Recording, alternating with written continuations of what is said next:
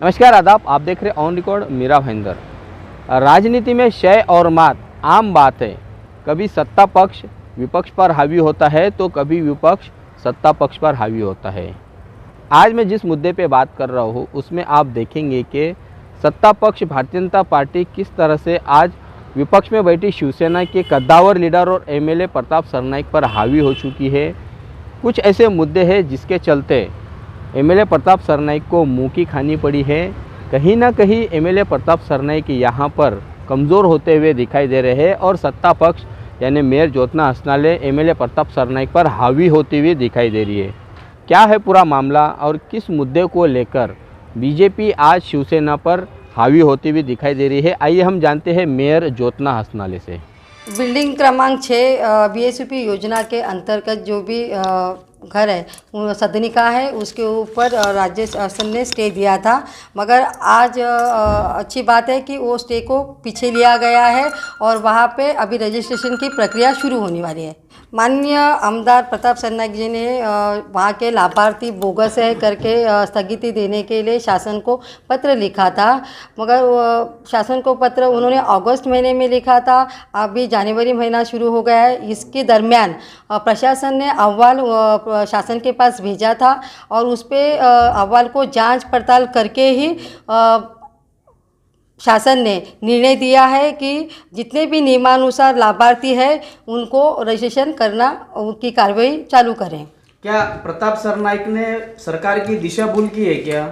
अभी इसका जवाब वो ही दे सकते हैं, क्योंकि प्रताप सरनाईक जी ने प्रशासन के ऊपर ये दूसरा आरोप लगाया है कि वहाँ के पहले तो उन्होंने नल कनेक्शन के बारे में भी आरोप लगाया था, जो कि 15,000 नल कनेक्शन जो है मीरा भाईंदर क्षेत्र में इनलीगल है। मगर जब महासभा शुरू थी उसमें महासभा में प्रशासन को पूछा गया कि ये नल कनेक्शन कितने मीरा भाईंदर क्षेत्र में है, तो प्रशासन ने जवाब दिया कि केवल 75 के से भी कम कनेक्शन इनलीगल हो सकते हैं। और दूसरा आरोप ये था सरनाईक साहब का कि जितने भी बोगस लाभार्थी है बीएसपी योजना के अंतर्गत उस पर स्टे होना चाहिए। तो इमारत क्रमांक 6 का जब लॉटरी हुई उस समय पे ये स्टे की ऑर्डर आई थी। उसके लिए जितने भी हमारे बीएसपी के लाभार्थी हैं वो वंचित हुए थे रजिस्ट्रेशन करने के प्रक्रिया से। तो उसमें ये दूसरा आरोप था जो बोगस है। तो ये आरोप भी शासन ने, ये निर्णय शासन ने दिया है। तो इसमें उन्होंने स्पष्ट रूप से लिखा है कि प्रशासन ने दिया हुआ अहवाल वो सही है और उसके ऊपर अभी कार्रवाई होने वाली है। कि स्टे भी उन्होंने ही लगवाया और शासन ने उनके स्टे को उठवा दिया है। तो इसका जवाब माननीय आमदार साहब दे सकते हैं। मगर मेरी सभी को विनती है कि देखिए, यहाँ के जितने भी लोग लाभार्थी हैं वो गरीब है, गए कितने सालों से वो अपने घर के लिए लड़ रहे हैं। तो मैं उनसे विनती करूँगी कि ऐसी प्रकार की स्थगिति न दिया जाए। जो भी बोगस लाभार्थी आपको दिखाई देते हैं या कोई भी ऐसे प्रशासन की तरफ से कोई भी झूठा काम हो रहा है ऐसे दिखाई देता है, तो उसके ऊपर अच्छे से मतलब जांच कीजिए और उसके ऊपर फिर बाद में निर्णय लीजिए। ना कि सभी लाभार्थियों के खिलाफ आप ऐसी प्रकार की स्थगिति लाएंगे तो ये बीएसपी योजना आखिर में नहीं होगी और जो लाभार्थी है, खरे हकदार है, वो वंचित रहेंगे। तो ऐसी कार्रवाई इसके आगे नहीं होनी चाहिए, ऐसे मेरा कहना है। माननीय आमदार सरनाईक साहब ने जब ये पत्र लिखा कि ये 25 लोग उसके लाभार्थी नहीं है, तो मैंने प्रशासन के संबंधित विभाग के अधिकारियों को यहाँ पे बुलाया था। उनसे ये मैंने प्रश्न किया था कि ये लाभार्थी बोगस है क्या।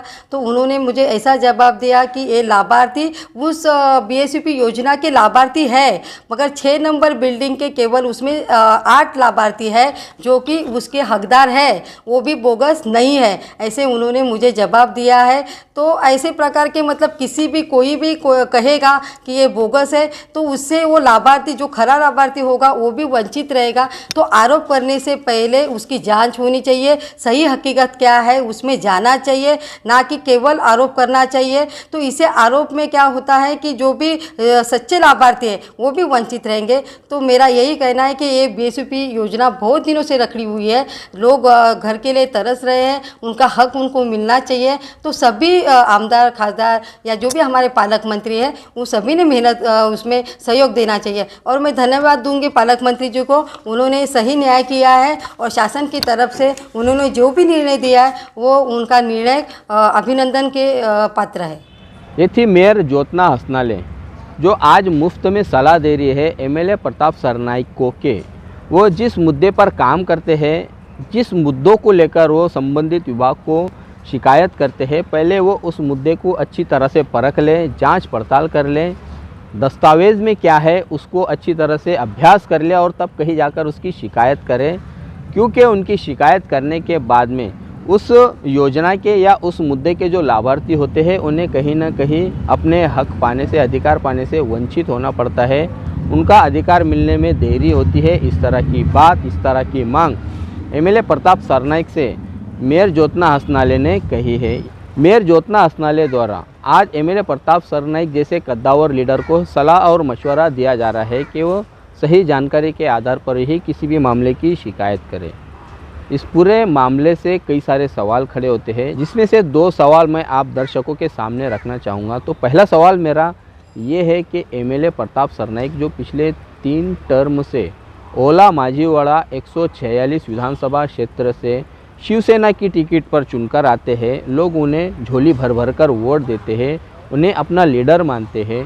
प्रताप सरनाइक एक कद्दावर लीडर है। प्रताप सरनाइक काफ़ी सूझबूझ और अक्लमंदी से काम लेते हैं। प्रताप सरनाइक हमेशा अपने कार्यकर्ताओं की फौज साथ में रखते हैं। तो ऐसे में पहला सवाल ये उठता है कि प्रताप सरनाइक के इर्द गिर्द रहने वाले, प्रताप सरनाइक के आसपास में रहने वाले उनके पदाधिकारी या उनके कार्यकर्ता द्वारा क्या उन्हें गलत जानकारी दी गई थी, जिसके चलते आज उन्हें कहीं न कहीं नीचे देखना पड़ा, उन्हें मुँह की खानी पड़ी। दूसरा सवाल ये उठता है कि एमएलए प्रताप सरनाइक जो महाराष्ट्र की विधानसभा में मीरा भाईंदर शहर से जुड़े हुए कई सारे गंभीर मुद्दों को उठाते हैं, क्या वो इतनी बड़ी गलती कर सकते हैं कि बीएसयूपी स्कीम के जिन 25 लोगों का उन्होंने नाम दिया था, जो फर्जी होने का दावा प्रताप सरनाइक ने किया है, उन्हीं फर्जी लोगों को मीरा भाईंदर महानगर पालिका ने पात्र ठहराया है, वैलिड ठहराया है। तो क्या महानगर पालिका ने यहाँ पर एमएलए प्रताप सरनाइक को झूठा साबित करने में पहल नहीं की है? क्या महानगर पालिका ने अपना दामन बचाते हुए उस पूरे मामले में इंक्वायरी न करते हुए पिछली रिपोर्ट ही इस मर्तबा राज्य सरकार को सौंपी है, नगर विकास को सौंपी है, जिसके चलते दोबारा से स्टे उठा लिया गया है और एमएलए प्रताप सरनाइक को यहाँ पर मुँह की खानी पड़ी है? तो सवाल ये उठता है कि क्या मनपा प्रशासन ने एमएलए प्रताप सरनाइक को झूठा साबित किया या फिर एमएलए प्रताप सरनाइक को अपने पदाधिकारियों द्वारा गलत जानकारी दी थी?